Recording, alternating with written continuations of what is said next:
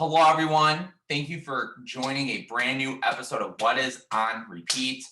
I'm Brian. That's AKA John. War. AKA what? Yeah. AKA. Oh, boy. I was like, what are you talking about? Yeah. I just thought it would be a funny joke. That's what I put when we do our meetings recording this. I shorten it because I'm like, I'm not going to type out what's on. Yeah, well, I shorten it that way too, actually. But obviously, as you can tell, that's my boy Josh. Josh, how is it going? I'm good. How are you, Brian? As you clearly know, it's been kind of a hot mess here. My basement flooded. My girlfriend and I, our basement flooded. Luckily, nothing really super important got destroyed. It's basically stuff we can replace. We're just a lot of it is just irritating due to other reasons with the basement. But no, it's been good. I will say, if we're going to talk about what's on repeat, I'm more excited about this one than the last one because I feel like I don't know if it's just we're getting more music finally because people are starting to see like, okay, cool, we're going to start going on tour.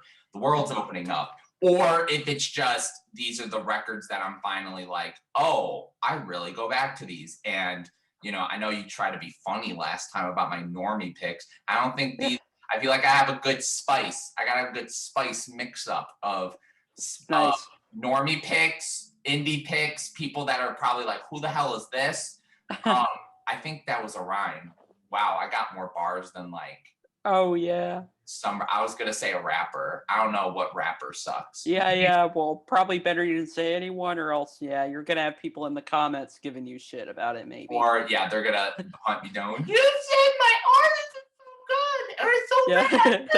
So, anyways, we're gonna just get into it. I said no normie picks. We have to start with a normie pick, though. We have to kind of start and finish with normie picks. So the first album is a very cool pop album, and that's Sour by Olivia Rodrigo.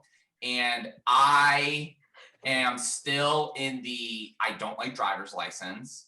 I still don't like that song. I don't like the way it sounds. I think lyrically, it's not for me. Like lyrically, so here's my thing with Olivia Rodrigo. Her first song sounds like it's a kid that wrote it, right?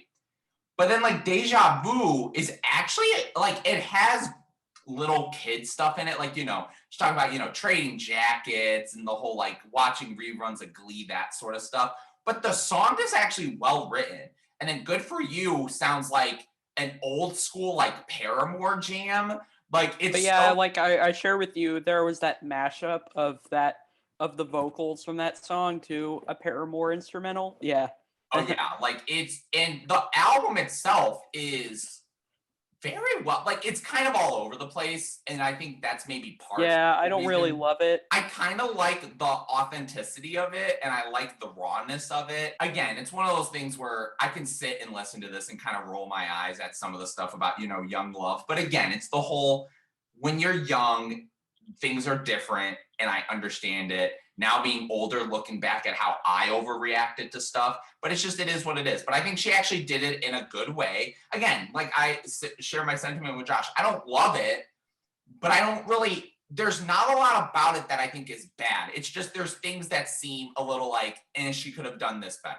Like nothing on here is like terrible. I think it's just she's young, she's just starting, and who knows, maybe she might be building on top of this with something. Maybe this is kind of her swan song and she goes downhill. Who knows? I don't want to wish bad ill on her. I will say something though. The opening track on this thing, Brutal, that song whips. That song's good. I do like the irony of her saying she doesn't know how to parallel park and then when's the last time you heard a 18-year-old in a pop song sing about that? It's just, again, it's like she mixes the kind of young person, like you roll your eyes and you go, really? But then she does it in a way where it's like that song, like you said, I don't really know if I can laugh at her for saying it as aggressively and like she is confident in herself. And that's what I like about it. Next album is an album that Josh and I share a lot of feelings for. I don't know if he's changed his mind that much, but it's Cavalcade or Cavalcade. How do you say Cavalcade? Is it Cavalcade? Because I don't see the extra L, but Black Midi. Oh yeah, I'm giving it the thumbs up. You see, Yeah. this is my album of the year so far. Oh wow. Okay, so that's exciting. So I know Josh and I have talked about this. Black Midi's debut. I don't think it's trash. It's just it did not do anything with me. Then John L came out, and I don't know if I brought this up in the last What's on Repeat, but I was just like, these singles they're coming out with are a lot more like, okay, they're immediate, but they're also just experimental. This album's great. It's chaotic, and even the songs that aren't as big and long as like Slow or John L, they're still pretty solid. Like they kind of have a good way of weaving it. And there's plenty of melodies that get stuck in my head, like the bam bam bam bam bam bam bam bam bam bam. Yeah. It's just the way, like the thing that I love so much about this album is, unlike their first album, to me, this album seems so meticulous. Like the opener, John L, it opens, it is chaotic, and then when it gets to the actual vocals, it does like the cutout, and then all you hear, it's like dead silent, and then the silent, and then out of nowhere, it's so meticulous, and it sounds like a more fleshed out group than the first album. I think the first album just came across as like, okay, this just sounds like kind of weird. Like I don't get what the big hubbub is, but this album is great.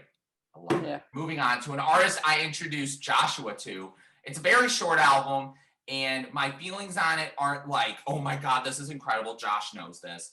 But it is the Kenny Hoopla mixtape with Travis Barker, Survivor's Guilt, the mixtape. I love his performance on it. I think Travis still sounds amazing. Really quick, speaking of Blink-182, please get better. Mark Hoppus, I hope everything's going well with him. Oh yeah, I know what you're talking about. His cancer diagnosis. Yeah. Hope he gets better. Yeah, hope he gets better. Shout out to you, Mark. We're here sending you love and support. But no, this album, like again, it's not like this thing where it's like so like, I don't think it's not creative. It's not like, holy crap, I've never heard. It's just Kenny Hoopla. His vocals and the way he builds these songs is just so like Olivia Rodrigo. They're just so unapologetic. And then just like Estella, that driving riff. And then Travis sounds so good still. Like the drums on here are great. I think the mixes are great. This is just such a young, angsty album. And it's cool. I like it. And like, it's great. I'm a big fan of it, and it is definitely one of those things where like you were saying, I get a lot of the chord, like I get the I wanna turn back time, like I get like it brings back like old Blink-182 memories. I'm generally in a similar position with you on it, even though probably my main issue with it is it kind of sometimes feels more like Travis Barker's project. Yeah. Like he kind of overtakes it a little bit, and this is actually kind of an issue I have with a lot of Travis Barker related projects, like the MGK record from last year, for example. Yeah, he just comes in and does his thing, but he doesn't mean to overpower everyone, and you're kind of like, well, I remember Travis's drums. Yes. So, but no, that's really funny. No, I do agree. I think there are times where I think the sound is over what Kenny's doing. I think it kind of loses semi-steam a little bit in the second. I think it starts very good. But yeah, I think it's a solid record.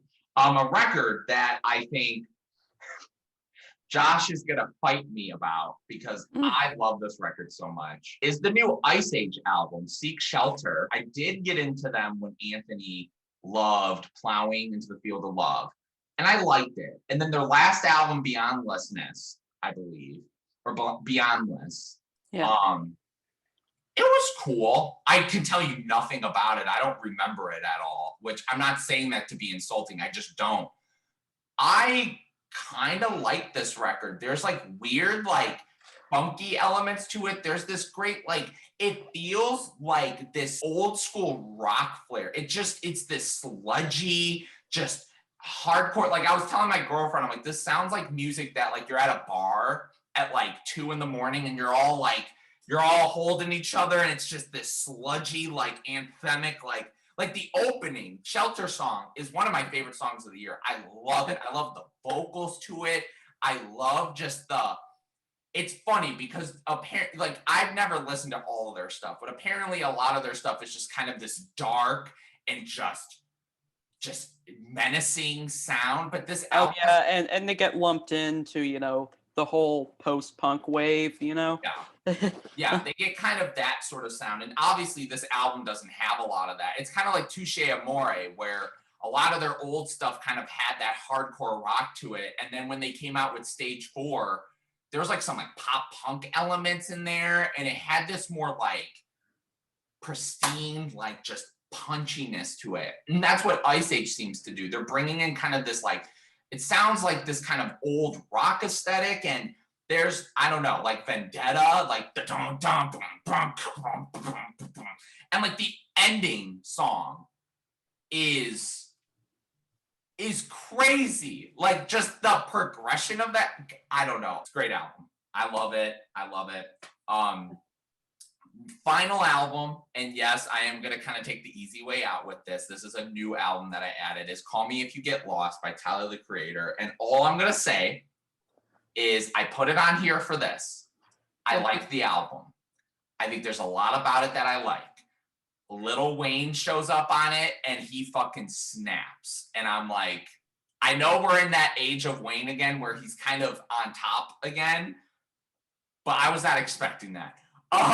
Youngboy NBA also I thought had a pretty decent verse on it too. I will just give you my complaint with it. I will see if it changes. Coming off of Flower Boy and Igor, those albums are 40-something minutes. They are to the point. They are so concise. We have not gotten an album like this from Tyler since like Wolf. And I think Wolf is a lot more put together in like a concept way. My problem with this record is it's 16 songs. A lot of the songs are very like to the point. And then there's like, the 2 songs that are like 8-9 minutes long. There's a lot to unpack in terms of a full, like, do I love this as an experience? I do think the first half, to be honest, is like really good. And it's crazy to hear him rapping like this again. But I'm going to just sit with, I need to listen to it more, but I do enjoy it. So. Oh yeah, like kind of a similar thing with me, yeah, I'm still kind of taking it in a way, like, anything could happen. I could be like, that was just decent, but there's also the possibility of like, oh, this is actually pretty great. Yeah. So like I said, I'm kind of gonna see what my opinions are. If you guys follow me anywhere or something, maybe things will change. Maybe I'll come back in the next episode and be like, God, that Tyler album was so mid. Upsetting. But no, I don't think it's gonna be that. But no, that is my list. I'm gonna sit back and enjoy Joshua's conversation now about his albums, and I will insert where I need to insert. So Joshua, give us your albums. So my first album is one that I've told Brian about numerous times at this point. I still gotta get to it. Yeah. And it's on my list. It's over an hour long, so I need to find time to sit down and listen to it. So it's Nurture by Porter Robinson. This album, this is probably my personal favorite electronic album of the year. I've listened to this thing like 4 times all the way through. It just flows so well, and it is just so versatile. I love the way that he balances out the more accessible pop songs, like Look at the Sky is this very triumphant and infectious, like, electro pop banger. And also the song Musician, I think, is really good. Like, that chorus is very strong. And then there's also these really good, more instrumental kind of pieces, like the song Wind Tempos. The song is built around this piano loop, but throughout the song, there's all these very interesting passages it goes through where you're getting these synths and these strings, and then there's like that really lovely transition into like that little piano interlude in the middle. I mean, just beautiful moment on the record there. And it's definitely, I think the first half is incredibly strong. The second half, especially in the middle, is where things get a little meh, in my opinion. But I do think the album at least ends strong. Like the song Unfold, like man, that song almost made me cry. Like, that just so beautiful and triumphant right there. And obviously the closer, Trying to Feel Alive, is great too. Yeah, I definitely thought this record was truly a very colorful experience, and I couldn't recommend it enough. Now I'm going to take a complete left turn here, from the electronic sounds of Porter Robinson to the middle of the desert for my next album, and that is Afrique Victime by Imdu Mokhtar, a Nigerian guitarist and singer and songwriter. This is kind of that somewhat obscure style of music, known as like Tuareg guitar music or like desert blues.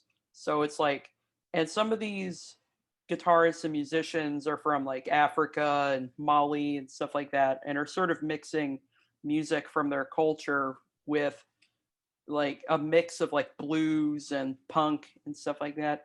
Uh, and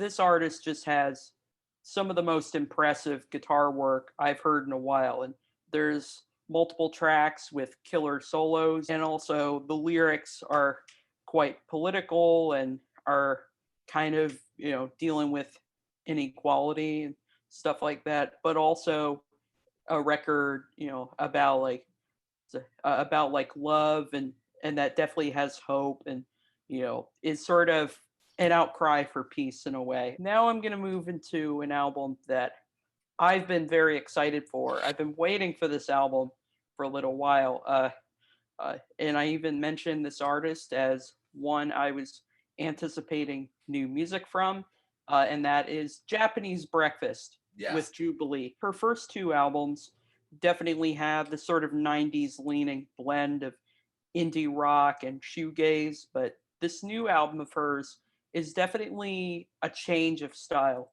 in terms of, what's happening sonically. She experiments with more synth pop and art pop, and there are these very lush horns and strings. It's very Perfume Genius in terms of, all the different styles she's going for on here. And also thematically, this is actually a bit of a different album for her, because her first couple of records, as well as a memoir she came out with this year, Crying in H Mart, are sort of, deal a lot with grief, as her mom died from pancreatic cancer back in 2014. That sort of became the inspiration for Japanese Breakfast. But this album of hers is like her coming out on the other side. Like, it's definitely her most upbeat sounding album to date, and you'll see it from songs like Be Sweet or Savage Good Boy, like some of the singles for this one. The album does end in a pretty explosive way with the song Posing for Cars, which has this guitar solo at the end that like goes on for 3 minutes, so like half the song.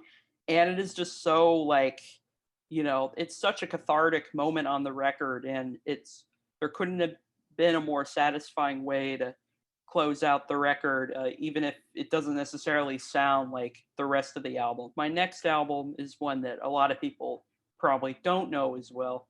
Of course. Yeah, of course. Gotta keep it on brand here. So the album here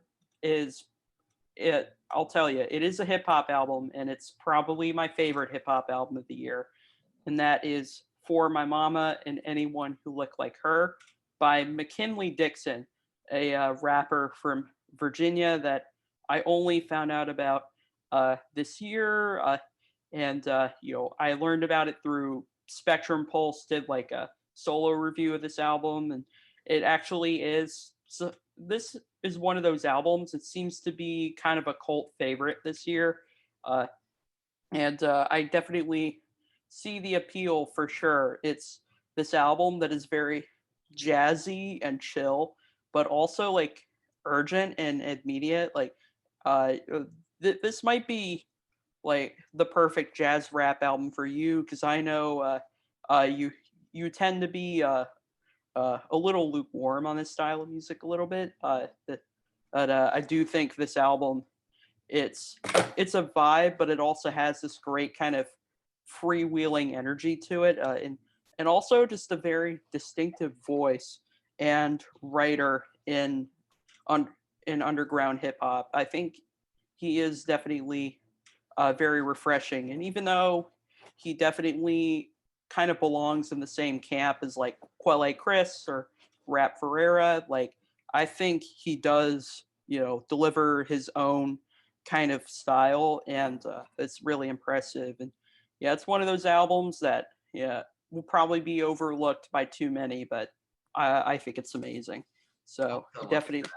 Like I said, if you're bringing up Rap Ferreira and Pauly Chris, then those two names, my ears perk up. I'm like, okay, maybe I'll have to go listen then.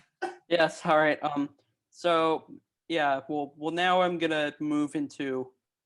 You're gonna have to strap in for this next album because there is a lot to take in with this next album, and that is I Lie Here Buried with My Rings and My Dresses by Backwash, a Canadian rapper, producer, and songwriter. First gained some traction off of her album last year. God Has Nothing to Do with This. Leave him out of it. Obviously, Anthony's reviewed it, and it even won the Canadian Music like Polaris Prize. And that was such an amazing record. And this was definitely an anticipated one for me. She does this very chilling and kind of very haunting fusion of like heavy metal with hip hop and industrial, and and the drums do have this kind of trap sound to them, very in your face in terms of her delivery. But if you think the music is intense, well, the subject matter it gets pretty dark. Like, yeah, a lot of stuff in here about like depression and like addiction, like stuff like that. The song "Burn to Ashes," that may be the most terrifying song I've heard this year so far. So I mean, it's definitely very like horror movie like for sure, and I do recommend it quite a bit. And then my last album, kind of like with Brian's last album, I added my last album at the last minute, but I've only listened to it only just listened to it like a few days ago, but when I heard it, I was like, holy shit. I've got to talk about this one on the show, and that is Nowhere Generation by Rise Against. This is just like anthemic punk rock the way it should be, and also kind of a much needed pick-me-up in 2021. Like, I didn't know how much I needed this album, but when I heard it, I made it through the first 3 tracks, and it was like, wow, this is amazing. And then like I listened to the rest of the album, and I'm like, yeah, this whole thing just it just really goes like it. And I like how it's political, but it's not preachy. It's also like kind of a bleak album, but also just a very hopeful record. Like it even kind of spoke to me on an emotional level, similar to like your Kenny Hoopla album. There definitely is pop punk is definitely an element here, but it's just like, yeah, it packs so much punch from start to finish. I pretty much appreciate every song on this album to some degree. It was really funny seeing that album on your list because the last time I heard of Rise Against, so a good friend of mine, Eric, he's I don't know if he's into Rise Against still, but like he was really into them in high school. And that was kind of the group that I took them as. They were kind of like that, like power pop rock sound. And They had, like you said, they had like, it kind of just was like another version of like that pop punk sound, like in terms of like you were saying, it's the kind of like uplifting, swooning vocals, and it's really big and anthemic. So it was really surprising to see an album like that on your list, because I know how you are. Like, I know you kind of have, like you were saying, you like your second artist, you have people like that. And so when I saw Rise Against, I'm like, he's in a Rise Against? Like, I was I can tell you, I actually never really listened to Rise Against like until this album. But then again, I mean, they are pretty popular, but they're also kind of overlooked. So I'm probably not the only one who's just now getting into them. But I know plenty of hardcore fans of this band and plenty of rock fans were like, this is one of the best albums of the year. But yeah, it totally lives up to the hype. That is pretty cool. That's very nice. Well, great. I love your list. Love your list. Of course, we have to go into our singles now. We always do singles. Josh, what is your first single you've been listening to? Is it on an upcoming album? Is it just a Lucy? What is it? What is it? So my single is off of a movie soundtrack, actually, and I'm kind of staying in the whole horrorcore thing, like I did with the Backwash record, and it's Spiral by 21 Savage. And this song was, 21 Savage actually recorded, has this EP that is songs he wrote for the latest Saw movie, Spiral, from the Book of Saw. Of course, starring Chris Rock and Samuel L. Jackson.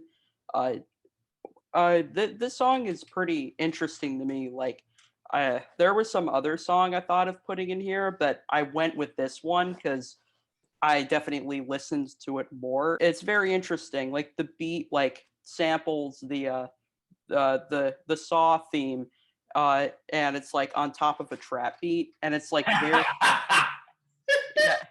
Yeah, and it's like very catchy and also creepy, and like I really like how in his rapping thing and in his lyrics, he kind of uses the whole serial killer persona as like a metaphor for, this song seems to be describing like the darkest corners of street life and living around a bunch of gangs. And I'm kind of biased when I say this, and maybe it's my love of the last two Clipping albums kind of feeding into this. Like, I love me some creepy ass horror rap, like horrorcore style, and it's cool to see one of the leading names in trap music actually semi kind of go there with these songs for the Spiral soundtrack. Again, that was something that I saw on your list, and I was like, I am really interested in having him talk about that. But very nice. First off, I want to say both of these singles, I think I want to make very clear. I don't think they're terrible, and they're not necessarily singles that I think lyrically or performance-wise are like garbage. He doesn't know what the second one is because I changed it last minute, so I'm excited to talk about that too. But I think sonically, they're untouchable. So this is a band that I feel I should never feel ashamed of loving, but I do because we all know the hate. That is Higher Power by the Coldplays. So I don't know where Joshua sits with this group. I know where everyone else and their mother sits with this group. I have the biggest love-hate relationship for Coldplay. Their first album is fine to me. But then from their second album to their fourth album, I'm like, yeah. Wow. And then Milo Xyloto, I'm a little indifferent on. Ghost Stories and Head Full of Dreams, I don't think I should like as much as I do. I'm into those records. I don't think they're the greatest things ever, but I am fascinated by them. And then what? Yes. You know what's so funny? Like, I remember watching your... a few years ago, I remember watching your favorite albums of 2015, and I was shocked to see Head Full of Dreams ranked in the top 5. I'm like, oh man, I can I can smell everyone's ears perking up right now. Well, good, like in everyday life, I actually think that was a good record. Like and the reason why that record I think was good was because it was them doing very different things. Like something like Arabesque is so. Oh yeah, yeah. I'm personally kind of mixed on that record, but like Arabesque, that's definitely one of those tracks. I every once in a while, I kind of have my little phase with that song where I'm just listening to it a lot. Yeah. So like that's why I come at with Higher Power. Clearly this is going to be off an upcoming album. I think vocally and performance wise, as much as I hate saying it, Chris is kind of not doing it for me. Like I was very underwhelmed, but sonically the song is really well mixed. I love the energy. I hated it when I first heard it, but then I think I got sucked into it because of the whole ending, like you were saying, with the whole anthemic. The ending is like, the group vocals come in and everyone's like, you got a hot. Like it's just, it has that earwormy effect on you. I haven't listened to the song, so yeah, I can't really say anything about you're it. fine. Yeah, and I'm interested in what this album's gonna be because I think Coldplay are in an area now where I think everyday life, whether you like it or hate it, was them saying, you know what, we did kind of a more pop, like literally pop couple albums, like Milo Xyloto, Ghost Stories, whatever. And then Everyday Life was them going, okay, let's just do whatever we want. And there were like short songs, and there's like the sketches. There are songs that don't even have vocals on them. The sequencing kind of fucks up that album for me. Yeah, like there's other issues I have with it. There are some songs that I don't really love, but I think that album is such a like just unapologetic, let's just put an album out. But I'm interested in this next record. I'm hoping if it's going down this sort of 80s, sort of synthy, kind of loud, very poppy, like produced direction, maybe it'll be good. I don't know. Like I said, I have a weird Coldplay. Now I'm oddly kind of nervous for this record. I mean, I really like the old Coldplay. Yeah. But like the second half of their discography it's a mess, really, in my opinion. And I think, you'll find the people that defend it. And as much as I really like Ghost Stories and Head Full of Dreams, those records aren't important to me because I think they're so magnificent. They're important to me because they were albums at certain points in my life. That's why I defend them. I think sonically, that is some of their more uninspiring stuff. I think I get suckered into certain things of Coldplay, and I know, oh, Brian, shut up. You got like some garbage ass shit too. So, anyways, but yeah, that's my first single. Like I said, it's more of a sonic pleaser, like my second one, but you'll hear why the second one. It's again last minute. So now I'm gonna move into yet another style of music I talk about quite a bit on here, and it's country music. And the song is Stand for Myself by Yola, who is a country and soul singer from the UK of all places. She put out a debut album in 2019 called Walk Through Fire that, back then when it was out, I'm just like, I just really like this and appreciate it, but I don't love it. But I listened to the album again just recently. It did grow on me. Like I'd say as of right now, I do genuinely think that is an amazing record with fantastic vocal performances over the sound that's very classic country, but it also has these psychedelic elements, and obviously, it's very soulful. This song, along with another single that she dropped this year, Diamond Studded Shoes, that are teasing for the album, which is also called Stand for Myself. And that comes out in July. It is clear from these singles that she definitely is embracing funkier grooves and more psychedelic tones. As usual, the singing is very strong, and at the end, she just, especially at the end, she's so passionate, and I'm very interested to hear the album, and I am obviously very stoked for it. It definitely is kind of like with your Coldplay song. It is definitely a sonic pleaser in a way. Even though it's not the kind of song that really hits you, unlike even though the vocals definitely do. The I'm definitely very curious and excited to see where she takes her music with this album. My second single was supposed to be the opposite of what the Coldplay song was. So he knows it was supposed to be Bleacher Stop Making This Hurt. Jack's recent Bleacher singles have been fucking awesome. Like, what do you? How dare you want But like that song and Stop Making This Hurt. I'm so excited for that album. I decided to take it down because I did talk about 45 last year and I felt like it was very obvious just to be like, but this is a last minute addition. A little bit ago, I talked about how Isaiah Rashad was an anticipated artist. Yes. He put out a song called Lay Witcha, and I immediately regretted my decision. Because that song, lyrically, like, there's stuff about it I like. I think there's certain things that I'm like, okay, this is cool. But God, I was like, this is what I've been waiting years for. This song is so boring. It is so like drab. It is so like. Now here's the thing. I don't think this new single is like the most incredible thing because it still has stuff that this single had. There is some kind of parts of it, I think vocally and lyrically, there's some things where I'm like, I don't like how he's doing this kind of like Kanye Life of Pablo stuff, where he's kind of repeating a lot of the same lyrics. There's kind of like a minimal lyric thing. But I'm going to tell you, the moment the song starts and the beat hits, I'm like, and the chorus, it's amazing. And that is his new single, Headshots for the Locals. Anthony Fantano, you put this song in your worst tracks. I don't know what the hell you're thinking, dude. I don't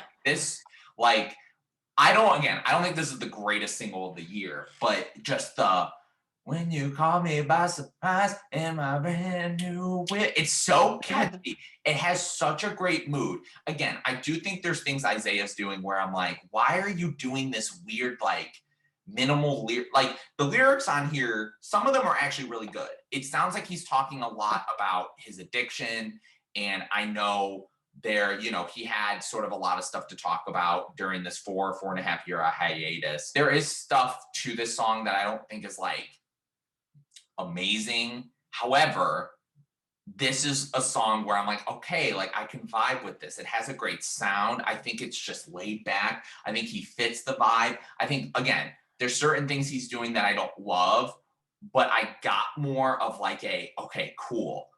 I'm into the song. Like you're doing something, like I said, it's moodier, it's darker, and it doesn't come across as this kind of just generic, like kind of trap party song. I'm kind of nervous because I'm hoping that the album has more of a like kind of punchiness to it. I hope he just kind of comes in it with the lyrics, but we'll see because we haven't heard it yet. But yeah, so that's that. And then once again, I did have two artists that I was anticipated for. I only chose one because I think it fits a tour announcement. So one of my favorite kind of emo, post-punk, pop-punk groups is The World is a Beautiful Place, and I'm no longer afraid to die. That entire name. And they're going on tour this fall. Their last album, Always Foreign, was one of my favorite albums of 2017. Harmlessness was one of my favorite albums of 2015. They put out sort of a compilation of like old singles and some newer kind of B-side stuff in 2019, which was also in my top 50 albums of the year. This is not a group that I'm like, I don't know if I'm fully like, I think they're amazing. I do feel like there are certain things that I'm kind of like lackluster with, but I really like when they do these like 6-minute epic kind of like pop punk, post-punk, like just dreary songs. And there's like 20 people in the band. They have like 4 guitarists. It's like this whole thing. And I'm hoping their new record kind of even though I like Always Foreign, I don't want them to do kind of this stripped back sound. I think that album was a little bit more immediate with certain things they were doing. So I'm hoping there's a record, and I'm hoping that they kind of can define themselves with what they've done and sort of come out with something where it's their best and piece it together. But yeah, that's my artist. I will wait to probably say my next artist to the next time, because maybe we'll hear something from this gentleman, but I am gonna wait for now. So so I think that you have an artist that might have won Album of the Year at the Grammys or something. I don't know. I'm just making a guess. Yes. That is correct. She did win actually 2 Grammys in 2019 for Best Country Album and Album of the Year, which, spoiler alert, made me very happy for this artist, and that is Casey Musgraves. So obviously I'm staying on my whole country music thing with my artist.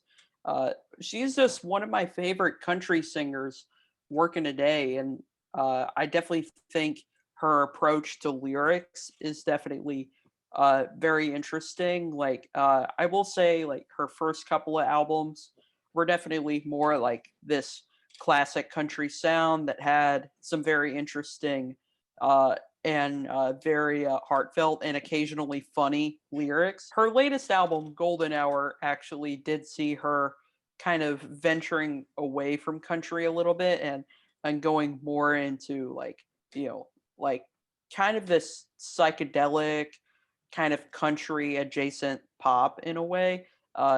And I will say the kind of the wit of her early songwriting that is kind of toned down a little bit on this record, but I think it actually kind of benefits the project because this is easily one of my favorite albums released in the last few years. Like the hooks are so catchy, production is gorgeous, and Casey just sounds fantastic vocally, and I definitely do.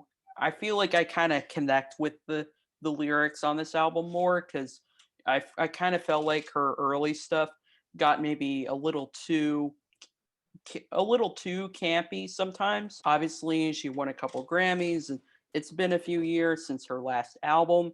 But she has recently, on 4/20/2021, signed a record deal with the Interscope, like in partnership with UMG Nashville, which kind of suggests that she's probably going to go even more into pop going forward, which I'm definitely very interested to see where this goes, even though, in a way, I would like to hear more country tinged kind of stuff from her. I do really enjoy, her evolution has been very interesting. I'm definitely curious to see where Casey goes next because I think she can do no wrong, in my opinion, even if not all her stuff is amazing necessarily. Ladies and gentlemen, we have reached the conclusion of another I'm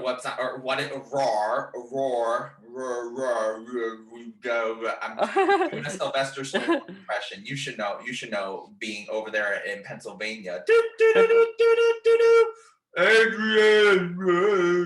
Anyways, my rant aside, you guys know the drill. What are some of your albums you've been listening to May and June? Have you been listening to some of ours? Do you guys want to give us suggestions? All that sort of stuff. I think you guys, if you haven't already, I think you should go watch this one's interview with Phoebe Bridgers. It was wonderful. Yes. And it was great. I had a lot of fun watching it.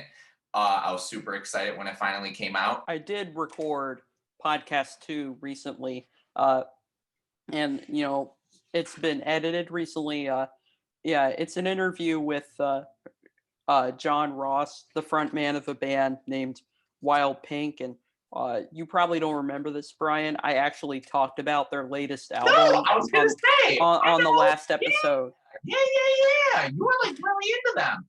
It was funny when you said his name. I'm like, oh, I'm not gonna know who this is. And once you said Wild Pink, I'm like, oh, I know who that is. I still haven't gotten to that album with just like, but I was at least like, okay, at least I know the artist. Go subscribe and go check that out. If you guys like, subscribe here. Like I said, at some point you'll probably get more than these videos.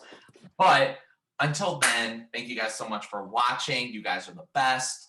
And yeah, I guess I don't know. Are you gonna do your typical thumbs? And then I'm just gonna do my ChannelBK. Thanks for tuning into ChannelBK. Peace out, guys.